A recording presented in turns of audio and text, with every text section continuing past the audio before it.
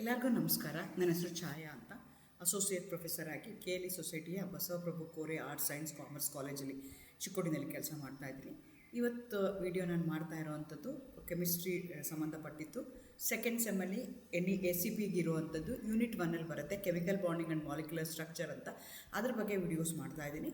Actually chemical ಬಾಂಡಿಂಗಲ್ಲಿ ನಿಮ್ಮ syllabus ಪ್ರಕಾರ ಎರಡು ಬಾಂಡಿಂಗ್ನ ಓದಬೇಕು ಡೀಟೇಲಾಗಿ ಅಂತ ಅವ್ರು ಎಕ್ಸ್ಪೆಕ್ಟ್ ಮಾಡ್ತಾ ಇದ್ದಾರೆ. ಒಂದಕ್ಕೆ ನಾವು ಅಯಾನಿಕ್ ಬಾಂಡಿಂಗ್ ಅಂತ ಹೇಳ್ತೀವಿ. ಅದರ ವೀಡಿಯೋಸ್ ಆಲ್ರೆಡಿ ನಾನು ಅಪ್ಲೋಡ್ ಮಾಡಿದ್ದೀನಿ, 3 ವೀಡಿಯೋಸ್ ಅಪ್ಲೋಡ್ ಮಾಡಿದ್ದೀನಿ. ಇವತ್ತಿನ ವೀಡಿಯೋದಲ್ಲಿ ಕೋವಲೆಂಟ್ ಬಾಂಡಿಂಗಲ್ಲೂ ಎರಡು ಅಪ್ರೋಚು ನಿಮಗೆ ಓದೋದಕ್ಕೆ ಎಕ್ಸ್ಪೆಕ್ಟ್ ಮಾಡ್ತಾ ಇದ್ದಾರೆ. ಒಂದಕ್ಕೆ ವೇಲೆನ್ಸ್ ಬಾಂಡ್ ಅಪ್ರೋಚ್ ಅಂತ ಹೇಳ್ತೀವಿ, ಅಥವಾ VBT ಅಂತ ಹೇಳ್ತೀವಿ, ವೇಲೆನ್ಸ್ ಬಾಂಡ್ ಥಿಯರಿ ಅಂತ ಹೇಳ್ತೀವಿ. ಇನ್ನೊಂದಕ್ಕೆ ಮಾಲಿಕ್ಯುಲರ್ ಆರ್ಬಿಟಲ್ ಅಪ್ರೋಚ್ ಅಂತ ಹೇಳ್ತೀವಿ, ಅಥವಾ ಮಾಲಿಕ್ಯುಲರ್ ಆರ್ಬಿಟಲ್ ಥಿಯರಿ MOT ಅಂತ ಹೇಳ್ತೀವಿ. ಸೊ ಆ್ಯಕ್ಚುಲಿ ಕೋವಲೆಂಟ್ ಬಾಂಡಿಂಗ್ ಹೇಗೆ ಫಾರ್ಮೇಷನ್ ಆಗುತ್ತೆ ಅಂದರೆ ಮ್ಯೂಚುವಲ್ ಶೇರಿಂಗ್ ಆಫ್ ಎಲೆಕ್ಟ್ರಾನ್ಸ್. ಅಂದರೆ ಎರಡು ಆಟಮ್ಸ್ ಇದೆ, ಆಟಮ್ಸ್ ಏನು ಮಾಡುತ್ತೆ, ಇದು ಒಂದು ಎಲೆಕ್ಟ್ರಾನ್ ಕೊಡುತ್ತೆ, ಇದು ಒಂದು ಎಲೆಕ್ಟ್ರಾನ್ ಕೊಡುತ್ತೆ. ಸೊ ಈಕ್ವಲ್ ಆಗಿ ಕಾಂಟ್ರಿಬ್ಯೂಷನ್ ಆದಮೇಲೆ ಒಂದು ಬಾಂಡ್ ಫಾರ್ಮೇಷನ್ ಆಗುತ್ತೆ. ಅಂಥ ಬಾಂಡ್ಗೆ ನಾವೇನಂತ ಕರಿತೀವಿ, ಕೋವಲೆಂಟ್ ಬಾಂಡ್ ಅಂತ ಕರಿತೀವಿ. ಈ ಕೋವಲೆಂಟ್ ಬಾಂಡ್ ಎಕ್ಸ್ಪ್ಲೈನ್ ಮಾಡೋದಕ್ಕೆ ಬೇರೆ ಬೇರೆ ಥಿಯರಿಗಳಿದೆ. ಮೊದಲನೇ ಬಂದಿದ್ದು ಲೂಯಿಸ್ ಥಿಯರಿ ಅಂತ ಹೇಳ್ತೀವಿ, ಲೂಯಿಸ್ ಡಾಟ್ ಫಾರ್ಮುಲಾ ಅಂತ ಹೇಳ್ತೀವಿ. ಅದಾದಮೇಲೆ ಬಂದಿದ್ದು ವೇಲೆನ್ಸ್ ಬಾಂಡ್ ಥಿಯರಿ. ಹಾಗಂತ ಮೊದಲನೇ ಥಿಯರಿ ತಪ್ಪು ಅಂತಲ್ಲ. ಮೊದಲನೇ ಥಿಯರಿನಲ್ಲಿ ಕೆಲವೊಂದು ಡ್ರಾಬ್ಯಾಕ್ಸ್ ಇತ್ತು, ಕೆಲವೊಂದು ಕ್ವಶನ್ಸ್ಗೆ ಆನ್ಸರ್ ಸಿಗಲಿಲ್ಲ. ಆನ್ಸರ್ ಹುಡ್ಕೊಂಡು ನಾವೇನು ಮಾಡಿದ್ವಿ, ಸೆಕೆಂಡ್ ಥಿಯರಿಗೆ ಬಂದ್ವಿ. That is called as valence bond theory ಅಂತ ಕರಿತೀವಿ. ಈ ವೇಲೆನ್ಸ್ ಬಾಂಡ್ ಥಿಯರಿ ಏನು ಮಾಡಿದ್ರು ಅಂದರೆ, they try to explain the shape of the molecule that has been formed after the covalent bond. ಅಂದರೆ ಕೋವಲೆಂಟ್ ಬಾಂಡ್ ಫಾರ್ಮೇಷನ್ ಆದಮೇಲೆ ಆ ಮಾಲಿಕ್ಯೂಲ್ದು ಜಾಮೆಟ್ರಿ ಏನಾಗಿರುತ್ತೆ, ಶೇಪ್ ಏನಾಗಿರುತ್ತೆ, ಅದು ನಾವು ಪ್ರಿಡಿಕ್ಟ್ ಮಾಡ್ಬೋದು. ಅದನ್ನು ಹೇಳೋದಕ್ಕೆ ಅವರು ಹೈಬ್ರಿಡೈಸೇಷನ್ದು ಹೆಲ್ಪ್ ತೊಗೊಂಡ್ರು. ಸೊ ಹೈಬ್ರಿಡೈಸೇಷನ್ ಯಾವುದಿದೆ ನಮ್ಗೆ ಕೊಟ್ಟಿರುವಂಥ ಮಾಲಿಕ್ಯೂಲಲ್ಲಿ ಅಂತ ನನಗೆ ಗೊತ್ತಾದರೆ ಅದರದ್ದು ಶೇಪ್ ಆಫ್ ದಿ ಮಾಲಿಕ್ಯೂಲ್ ಅಥವಾ ಅದರದ್ದು ಜಾಮೆಟ್ರಿ ಆಫ್ ದಿ ಮಾಲಿಕ್ಯೂಲ್ ಯಾವುದು ಅಂತ ನಾನು ಐಡೆಂಟಿಫೈ ಮಾಡ್ಬೋದು. ಸೊ ಅದನ್ನು ಎಕ್ಸ್ಪ್ಲೇನ್ ಮಾಡೋದಕ್ಕೆ ನಿಮ್ಮ ಸಿಲೆಬಸ್ ಪ್ರಕಾರ ಹೇಳ್ತಾ ಇದ್ದಾರೆ. ಅದರಲ್ಲಿ ಲೀನಿಯರ್ ಇರ್ಬೋದು, ಟ್ರಯಾಂಗ್ಯುಲರ್ ಪ್ಲೇನಾರ್ ಇರ್ಬೋದು, ಸ್ಕ್ವೇರ್ ಪ್ಲೇನಾರ್ ಇರ್ಬೋದು, ಟೆಟ್ರಾಹೀಡ್ರಲ್ ಇರ್ಬೋದು, ಟ್ರೈಗೋನಲ್ ಬೈಪಿರಮಿಡ್ ಇರ್ಬೋದು, octahedral arrangement with suitable examples ಹೇಳಿ ಅಂತ ಹೇಳ್ತಾ ಇದ್ದಾರೆ. ಇವತ್ತು ನಾನು sp3 hybridisation which going to have the tetrahedral geometry. ಅಂದರೆ ಯಾವುದೋ ಒಂದು ಮಾಲಿಕ್ಯೂಲಲ್ಲಿ sp3 ಹೈಬ್ರಿಡೈಸೇಷನ್ ಆಗ್ತಾ ಇದೆ, ಅದರದ್ದು ಜಾಮೆಟ್ರಿ ಏನಿದೆ ಅಂದರೆ ಟೆಟ್ರಾಹೀಡ್ರಲ್ ಇದೆ. ಸೊ ಅದನ್ನು ನಾನಿವತ್ತು ಎಕ್ಸ್ಪ್ಲೈನ್ ಮಾಡೋಣ ಅಂತ ಅಂದ್ಕೊಳ್ತಾ ಇದ್ದೀನಿ. ಸೊ ಅದಕ್ಕಿಂತ ಮುಂಚೆ ನಿಮಗೆ ಹೈಬ್ರಿಡೈಸೇಷನ್ ಅಂದರೆ ಏನು ಅಂತ ಗೊತ್ತಿರಬೇಕು. ಹೈಬ್ರಿಡೈಸೇಷನ್ ಯಾಕೆ ಆಗಬೇಕು, ಯಾಕೆ ಮಾಡ್ಕೊಳ್ತವೆ ಆಟಮ್ಸು ಅನ್ನೋದು ನಿಮಗೆ ಗೊತ್ತಿರಬೇಕು. ನಿಮಗೆ ಗೊತ್ತಿದೆ, 3 ಥರ ನಿಮಗೆ ಆರ್ಬಿಟಲ್ಸು ಗೊತ್ತಿರಬೇಕಾಗತ್ತೆ. ಮೊದಲನೇದಕ್ಕೆ ನಾವು ಅಟಾಮಿಕ್ ಆರ್ಬಿಟಲ್ಸ್ ಅಂತ ಕರಿತೀವಿ, ಅದಾದಮೇಲೆ ಹೈಬ್ರಿಡ್ ಆರ್ಬಿಟಲ್ಸ್ ಅಂತ ಕರಿತೀವಿ, ಅದಾದಮೇಲೆ ಬರುವಂಥದ್ದಕ್ಕೆ ಮಾಲಿಕ್ಯುಲರ್ ಆರ್ಬಿಟಲ್ಸ್ ಅಂತ ಹೇಳ್ತೀವಿ. ಈ 3ರ ಬಗ್ಗೆ ನಿಮಗೆ ಗೊತ್ತಿರಬೇಕಾಗತ್ತೆ. ಅಟಾಮಿಕ್ ಆರ್ಬಿಟಲ್ಸ್ ಅಂದರೆ ಆಟಮಲ್ಲಿ ಎಲೆಕ್ಟ್ರಾನಿಕ್ ಕಾನ್ಫಿಗರೇಷನ್ ಬರೆದಾಗ ನಿಮ್ಮ ಆಟಮಲ್ಲಿ S ಆರ್ಬಿಟಲ್ ಇದೆಯಾ, P ಆರ್ಬಿಟಲ್ ಇದೆಯಾ, D ಆರ್ಬಿಟಲ್ ಇದೆಯಾ, F ಆರ್ಬಿಟಲ್ ಇದೆಯಾ, ಅದರದ್ದು ಪ್ರಕಾರ ಬರುತ್ತಲ್ಲ, ಅದಕ್ಕೆ ನಾವೇನಂತ ಕರಿತೀವಿ, ಆಟಮ್ಸ್ದು ಆರ್ಬಿಟಲ್ಸ್ ಇರ್ತವೆ, ಅದಕ್ಕೆ ನಾವೇನಂತ ಕರಿತೀವಿ, ಅಟಾಮಿಕ್ ಆರ್ಬಿಟಲ್ಸ್ ಅಂತ ಕರಿತೀವಿ.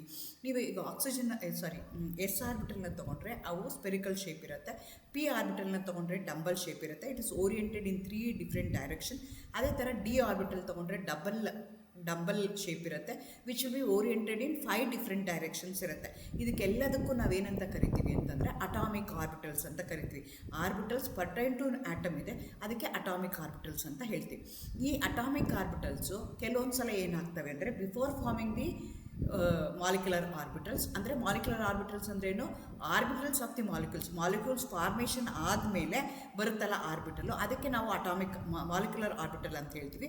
ಆದರೆ ಕೆಲವೊಂದು ಸಲ ಏನಾಗುತ್ತೆ ಅಂದರೆ ಈ ಅಟಾಮಿಕ್ ಆರ್ಬಿಟಲ್ಸು ಕಂಬೈನ್ ಆದಾಗ ನಿಮಗೆ ಮಾಲಿಕ್ಯುಲರ್ ಆರ್ಬಿಟಲ್ಸ್ ಬರುತ್ತೆ. ಆದರೆ ಕೆಲವೊಂದು ಸಲ ಏನು ಮಾಡ್ತವೆ ಅಂದರೆ ಈ atomic orbitals before forming the molecular orbital they undergo hybridisation. ಈ ಹೈಬ್ರಿಡೈಸೇಷನ್ ಯಾಕೆ ಆಗ್ತವೆ ಅಂತಂದರೆ, ಈಗ S ಆರ್ಬಿಟಲ್ಗೆ ಬೇರೆ ಎನರ್ಜಿ ಇರುತ್ತೆ, P ಆರ್ಬಿಟಲ್ಗೆ ಬೇರೆ ಎನರ್ಜಿ ಇರುತ್ತೆ, D ಆರ್ಬಿಟಲ್ಗೆ ಬೇರೆ ಎನರ್ಜಿ ಇರುತ್ತೆ. ಆದರೆ ಅದು ಹೈಬ್ರಿಡ್ ಆದಾಗ ನಂಬರ್ ಆಫ್ ಹೈಬ್ರಿಡ್ ಆರ್ಬಿಟಲ್ಸ್ನು ಇನ್ಕ್ರೀಸ್ ಆಗುತ್ತೆ.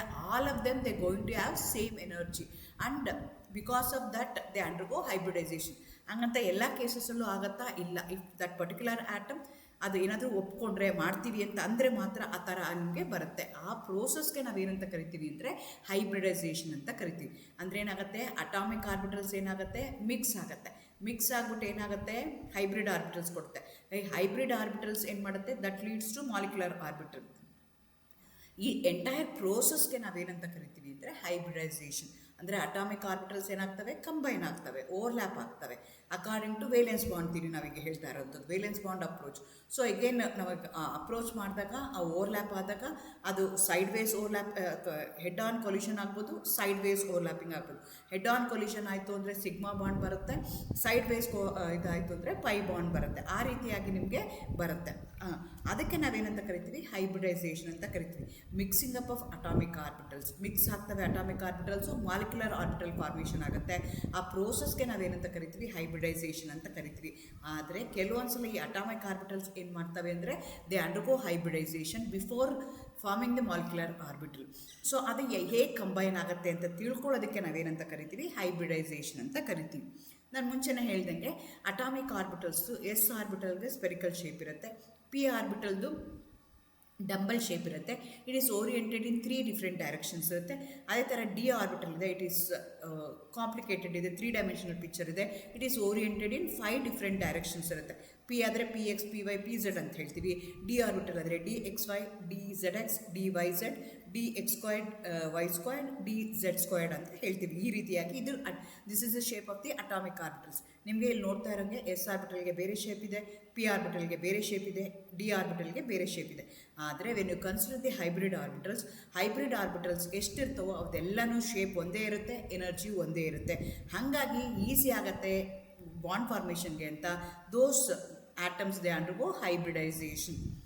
ಸೊ ಹೇಗಾಗತ್ತೆ ಅಂದರೆ ಒಂದು ಎಸ್ ಆರ್ಬಿಟಲು 3 ಪಿ ಆರ್ಬಿಟಲ್ಸ್ ಏನಾದರೂ ಕಂಬೈನ್ ಆಗ್ತಾ ಇದ್ದರೆ ಅಂಥ ಹೈಬ್ರಿಡೈಸೇಷನ್ಗೆ ನಾವೇನಂತ ಕರಿತೀವಿ, sp3 ಹೈಬ್ರಿಡೈಸೇಷನ್. ಹೆಸರಲ್ಲೇ ಇದೆ, ಒಂದು ಎಸ್ಸು 3 ಪಿ ಕಂಬೈನ್ ಆಗ್ತಾ ಇದೆ, ಅದಕ್ಕೋಸ್ಕರ ಅದನ್ನು sp3 ಹೈಬ್ರಿಡ್ ಆರ್ಬಿಟಲ್ಸ್ ಅಂತ ಕರಿತೀವಿ ಅಥವಾ ಹೈಬ್ರಿಡೈಸೇಷನ್ ಅಂತ ಕರಿತೀವಿ. Again P X direction, Y direction ಇದೆ, ಝೆಡ್ ಡೈರೆಕ್ಷನ್ ಇದೆ, ಎಲ್ಲನೂ ತೊಗೊಳ್ತೀವಿ.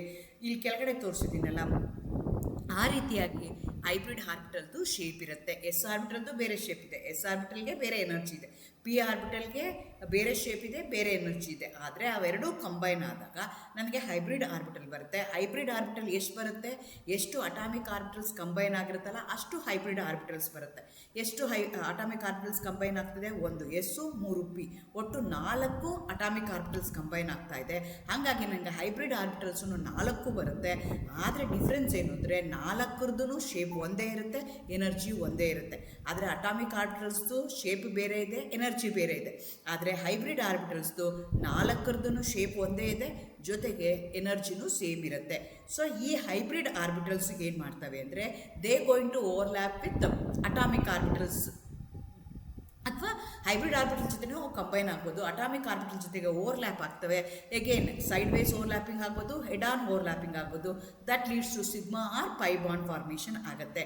ಸೊ ಇದು ಎಂಟೈರ್ ಪ್ರೋಸೆಸ್ಗೆ ನಾವೇನಂತ ಕರಿತೀವಿ, sp3 ಹೈಬ್ರಿಡೈಸೇಷನ್ ಅಂತ ಕರಿತೀವಿ. 1 s orbital and 3 p orbital, they combine together. Those are the atomic orbitals having different shape, having different energy. They combine together to form the hybrid orbitals. They're going to form 4 hybrid orbitals having same energy, having same shape. So ಅವು overlap ಆಗ್ತವೆ. ಆವಾಗ ನನಗೆ molecule ಬರುತ್ತಲ್ಲ, ಅದಕ್ಕೆ ನಾನೇನಂತ ಕರಿತೀನಿ, sp3 hybridisation ಅಂತ ಹೇಳ್ತೀನಿ. Example ತೊಗೊಳ್ಳೋದಾದರೆ ನಿಮ್ಮ ಸಿಲೆಬಸ್ಸಲ್ಲಿ ಇದೇ ಎಕ್ಸಾಂಪಲ್ ತೊಗೋಬೇಕು ಅಂತ ಅವ್ರು ಸ್ಪೆಸಿಫೈ ಏನು ಮಾಡಿಲ್ಲ. ನಾನಿಲ್ಲಿ ಸಿಲಿಕಾನ್ ಟೆಟ್ರಾಕ್ಲೋರೈಡ್ನ ತೊಗೊಳ್ತಾ ಇದ್ದೀನಿ.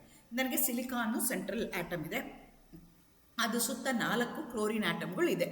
ಸೊ ಎಲೆಕ್ಟ್ರಾನಿಕ್ ಕಾನ್ಫಿಗರೇಷನ್ ಆಫ್ ಸಿಲಿಕಾನ್ನ ನೋಡಬೇಕಾಗತ್ತೆ.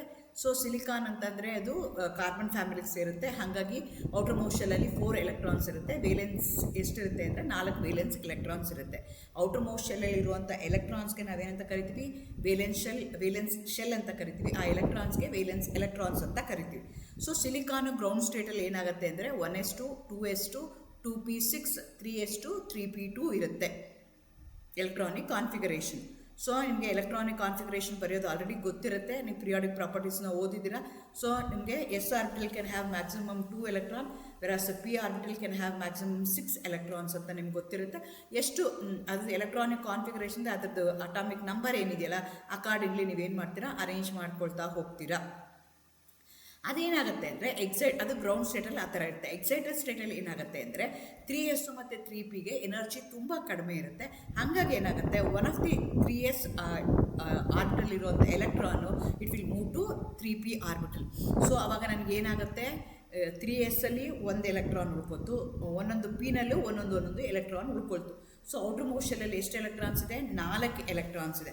ಆ 4 ಎಲೆಕ್ಟ್ರಾನ್ಸ್ ಎಲ್ಲಿದೆ? ಒಂದು ಎಸ್ ಆರ್ಬಿಟಲ್ ಇದೆ, ಇನ್ನು ಒಂದೊಂದು ಪಿ ಆರ್ಬಿಟಲಲ್ಲಿ 3 ಇದೆ. ಒಟ್ಟು 4 ವೇಲೆನ್ಸ್ ಎಲೆಕ್ಟ್ರಾನ್ಸ್ ಇದೆ.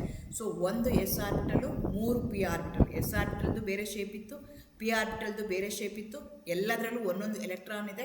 ಸೊ ಅವೇನು ಮಾಡ್ತವೆ? ಎಸ್ ಆರ್ಬಿಟಲ್ಗೆ ಬೇರೆ ಎಲೆಕ್ಟ್ರಾನಿಕ್ ಕಾನ್ಫಿಗರೇಷನ್ ಇತ್ತು, ಪಿ ಆರ್ಬಿಟಲ್ಗೆ ಬೇರೆ ಪಿ ಆರ್ಬಿಟಲ್ಗೆ ಬೇರೆ ಎನರ್ಜಿ ಇತ್ತು, ಬೇರೆ ಶೇಪ್ ಇತ್ತು. ಆದರೆ ಅವು ಕಂಬೈನ್ ಆಗ್ತವೆ. ಕಂಬೈನ್ ಆದಾಗ ಏನಾಯಿತು? ಹೈಬ್ರಿಡ್ ಆರ್ಬಿಟಲ್ ಬಂತು. ಎಷ್ಟು ಹೈಬ್ರಿಡ್ ಆರ್ಬಿಟಲ್ ಬಂತು? 4 ಹೈಬ್ರಿಡ್ ಆರ್ಬಿಟಲ್ ಬಂತು. Each hybrid orbital they going to have 1 unpaired electron ಇದೆ. ಸೊ ಅವು ಏನು ಮಾಡ್ತವೆ? ಕ್ಲೋರಿನ್ ಜೊತೆಗೆ ಇಂಟ್ರಾಕ್ಟ್ ಮಾಡ್ತವೆ. ಏಕೆಂದು ಕ್ಲೋರಿನ್ದು ಔಟರ್ ಮೋಸ್ಟ್ ಶೆಲ್ಲಲ್ಲಿ ಎಷ್ಟು ಎಲೆಕ್ಟ್ರಾನ್ಸ್ ಇದೆ? 7 ಎಲೆಕ್ಟ್ರಾನ್ಸ್ ಇದೆ. ಪಿ ಆರ್ಬಿಟಲಲ್ಲಿ ಒಂದು ವೇಲೆನ್ಸಿ ಕಡಿಮೆ ಇದೆ. ಸೊ ದಟ್ಸ್ ವೈ ಅದೇನು ಮಾಡುತ್ತೆ? ಆ ಒಂದು ವೇಲೆನ್ಸಿ ಕಡಿಮೆ ಇರುವಂಥ ಕ್ಲೋರಿನು ಅದು ಅಟಾಮಿಕ್ ಆರ್ಬಿಟಲೇ. ಅದು ಪಿ ಆರ್ಬಿಟಲ್ ಅಂತಂದರೆ ಡಂಬಲ್ ಶೇಪ್ ಇರುತ್ತೆ. That going to interact with the hybrid orbitals of silicon having 1 unpaired electron. ಈಗ ನಿಮ್ಗೆ ಏನಾಗಿದೆ? ಕ್ಲೋರಿನಲ್ಲೂ 1 ಅನ್ಪೇರ್ಡ್ ಎಲೆಕ್ಟ್ರಾನ್ ಇದೆ. ಕ್ಲೋರಿನಲ್ಲಿ ಇರುವಂಥದ್ದು ಅಟಾಮಿಕ್ ಆರ್ಬಿಟಲ್ಲು, ಅದರದ್ದು ಶೇಪ್ ಏನಿದೆ? ಡಂಬಲ್ ಶೇಪ್ ಇದೆ. ಅದೇ ಥರ ನಿಮ್ಗೆ ಏನಾಗ್ತಿದೆ? ಸಿಲಿಕಾನ್ ಇದೆ. ಸಿಲಿಕಾನಲ್ಲಿ ಏನಾಗ್ತಿದೆ? Each hybrid orbital going to have 1 unpaired electron ಇದೆ. ಯಾವಾಗ 1 ಅನ್ಪೇರ್ಡ್ ಎಲೆಕ್ಟ್ರಾನ್ ಇದ್ದರೆ ಆ ಪೇರ್ಡ್ ಆಗೋದಕ್ಕೋಸ್ಕರ, ಸ್ಟೆಬಿಲಿಟಿ ಮೇಂಟೈನ್ ಮಾಡ್ಕೊಳ್ಳೋಕ್ಕೋಸ್ಕರ ಅವೇನಾಗ್ತವೆ? They going to combine. So ಇಲ್ಲಿದೆ ನೋಡಿ, 4 sp3 hybrid orbitals of silicon each having 1 electron. ಪ್ರತಿಯೊಂದರಲ್ಲೂ ಒಂದೊಂದು ಎಲೆಕ್ಟ್ರಾನ್ ಇದೆ. ಅದೇ ಥರ 2p orbital of the chlorine, ಇದು ಅಟಾಮಿಕ್ ಆರ್ಬಿಟಲ್ಲು, ಅದಕ್ಕೂ 1 ಎಲೆಕ್ಟ್ರಾನ್ ಇದೆ. ಅವೇನು ಮಾಡ್ತವೆ? ಓವರ್ಲ್ಯಾಪ್ ಮಾಡ್ತವೆ. ಯಾವ ರೀತಿ ಓವರ್ಲ್ಯಾಪ್ ಮಾಡ್ತವೆ ಅಂತಂದರೆ ಹೆಡ್ ಆನ್ ಓವರ್ಲ್ಯಾಪಿಂಗ್ ಆಗ್ತವೆ. That leads the formation of sigma bond. ಆದರೆ ಒಂದು ಸಿಲಿಕಾನು 4 ಕ್ಲೋರಿನ್ ಜೊತೆಗೆ ಬಾಂಡ್ ಫಾರ್ಮೇಷನ್ ಮಾಡುತ್ತೆ. 4 ನಿಮ್ಗೆ ಏನಾಗಿರುತ್ತೆ? ಸಿಗ್ಮಾ ಬಾಂಡ್ ಇರುತ್ತೆ. ಚಿತ್ರದಲ್ಲಿ ನೋಡಿ, ಈ ಕ್ಲೋರಿನ್ ಏನಿದೆ ನಾನು ಪರ್ಪಲ್ ಕಲರ್ ತೋರಿಸಿರುವಂಥದ್ದು, ಇಟ್ಸ್ ಎ ಪಿ ಆರ್ಬಿಟಲ್, ಅದು ಅಟಾಮಿಕ್ ಆರ್ಬಿಟಲ್ ಇದೆ, ಡಂಬಲ್ ಶೇಪ್ ಇದೆ. ಅದೇ ಥರ ಒಳಗಡೆ ಇರೋದು ಸಿಲಿಕಾನ್ ಹತ್ರ ಇರುವಂಥದ್ದು ಏನಾಗಿರುತ್ತೆ? sp3 hybrid orbital. ಆ sp3 ಹೈಬ್ರಿಡ್ ಆರ್ಬಿಟಲ್ ಶೇಪ್ ಆ ಥರ ಇದೆ. ಅವು ಕಂಬೈನ್ ಆಗ್ತವೆ. All the 4 corners of the silicon is oriented towards the ಟೆಟ್ರಾಹೀಡ್ರಲ್. ಹಾಗಾಗಿ ಶೇಪ್ ಆಫ್ ದಿ ಮಾಲಿಕ್ಯೂಲ್ ಏನಾಗುತ್ತೆ ಅಂತಂದರೆ ಟೆಟ್ರಾಹೀಡ್ರಲ್ ಆಗುತ್ತೆ. ಸೊ ಅದು ಎಕ್ಸಾಂಪಲ್. ಸ್ಟ್ರಕ್ಚರ್ ಹೀಗಾಗುತ್ತೆ. ಬಾಂಡ್ ಆ್ಯಂಗಲ್ ಎಷ್ಟಿರುತ್ತೆ? 109 ಡಿಗ್ರಿ 28 ಮಿನಿಟ್ಸ್ ಆಗುತ್ತೆ. ಸಿಲಿಕಾನ್ ಇರುತ್ತೆ. ಈ ರೀತಿಯಾಗಿ ನಿಮಗೆ ಸ್ಟ್ರಕ್ಚರ್ ಬರುತ್ತೆ. Geometry of the molecule can be easily understood by the help of the hybridisation ಅಂತ ಹೇಳ್ತೀವಿ. ಅನದರ್ ಎಕ್ಸಾಂಪಲ್, ಸಿಂಪಲ್ ಎಕ್ಸಾಂಪಲ್ ತೊಗೊಳೋದಾದರೆ ಮೀಥೇನ್ನ ತೊಗೋಬೋದು. ಮೀಥೇನಲ್ಲೂ ಇದೇ ಥರ ಆಗುತ್ತೆ. ಮೀಥೇನಲ್ಲೂ ಏನಾಗುತ್ತೆ? Carbon is central atom. ಅದರದ್ದು ಔಟರ್ ಮೋಸ್ಟ್ ಶೆಲ್ಲಲ್ಲಿ ಎಷ್ಟು ಎಲೆಕ್ಟ್ರಾನ್ಸ್ ಇರುತ್ತೆ? 4 ಎಲೆಕ್ಟ್ರಾನ್ಸ್ ಇರುತ್ತೆ. ಸೊ ಹಾಗಾಗಿ sp3 ಒಂದು S orbital, 3 P orbital, each one of them having 1 unpaired electron. 4 sp3 hybrid orbitals having each hybrid orbital having 1 electron ಇರುತ್ತೆ. They going to overlap with the s orbital of the hydrogen. ಅಲ್ಲಿ p orbital ಇತ್ತು, ಕ್ಲೋರಿನ್ದು electronic configuration ಬಂದಾಗ ಇಲ್ಲಿ ನಮಗೆ hydrogen ಇದೆ. Hydrogen s orbital ಇರುತ್ತೆ. So s orbital ಜೊತೆಗೆ ಕಂಬೈನ್ ಆಗ್ತವೆ, ಓವರ್ಲ್ಯಾಪ್ ಆಗ್ತವೆ. Again hydrogen also will going to have 1 unpaired electron ಇರುತ್ತೆ. ಹಾಗಾಗಿ ಅವು ಕಂಬೈನ್ ಆಗ್ತವೆ. ಕಂಬೈನ್ ಆದಾಗ ನನಗೆ ಮೀಥೇನ್ ಫಾರ್ಮೇಷನ್ ಆಗುತ್ತೆ. Again bond angle is 109 degree 28 minutes ಆಗಿರುತ್ತೆ. ಶೇಪ್ ಏನಾಗಿರುತ್ತೆ? ಟೆಟ್ರಾಹೀಡ್ರಲ್ ಆಗಿರುತ್ತೆ. ಈ ರೀತಿಯಾಗಿ I can easily predict the shape of the molecule. I can easily predict the geometry of the molecule based on its electronic configuration. ಇದಕ್ಕೆ ನಾವೇನಂತ ಕರಿತೀವಿ? Hybridisation ಅಂತ ಹೇಳ್ತೀವಿ. ಈ ಹೈಬ್ರಿಡೈಸೇಷನ್ ಏನಾಗುತ್ತೆ ಅಂದರೆ ನೇಚರಲ್ಲೂ ಕೆಲವೊಂದು ಸಲ ನಮಗೆ ಆಗ್ತಾ ಇರುತ್ತೆ. That was given as a slogan here, nature's magic lies in its ability to create endless possibilities through hybridisation. So ಪ್ರತಿ ಸಲ ನಾವೇನಾಗ್ತಿರ್ತೀವಿ? ನಾವೇ ಮಾಡಿಫೈ ಆಗ್ತಿರ್ತೀವಿ. ನಮಗೆ ಬೇಕಾದಂಗೆ ಕನ್ವೀನಿಯನ್ಸ್ ತಕ್ಕಂಗೆ ಚೇಂಜ್ ಆಗ್ತಾ ಇರ್ತೀವಿ. ನೇಚರ್ಸು ಮ್ಯಾಜಿಕ್ಕು ಅದೇ ಥರ ಇರುತ್ತೆ ಅಂತ ಹೇಳ್ತಾ ಇದ್ದಾರೆ. All the best. Thank you.